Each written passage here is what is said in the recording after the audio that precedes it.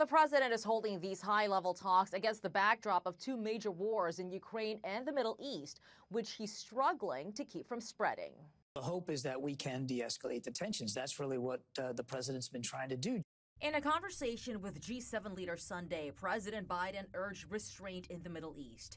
He maintains U.S. support for Israel is ironclad, but he says there is one thing the U.S. won't do, and that's participating in a counteroffensive if Israel does launch one against Iran. Israel is still weighing its response. Right now is when the world must stop ignoring Iran's crimes and take action. As Iran's mask has fallen, U.S. officials say Navy and Air Force assets, which were moved to the region ahead of an anticipated attack, took down 70 Iranian drones and ballistic missiles. I think Israel this morning is now much stronger than they were yesterday, and Iran is relatively weaker than it was yesterday. On Capitol Hill, there's a renewed sense of urgency to provide more aid for Israel.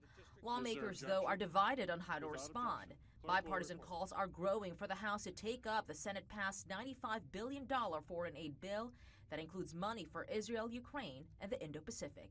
I just think we should follow and have Israel's back in the situation. This week, the House is putting 17 bills on the floor to hammer Iran or show support for Israel. It's still possible aid to Israel may be tied to assistance for Ukraine, despite opposition from hardline conservatives. In Washington, Mallory Rivera, Fox News.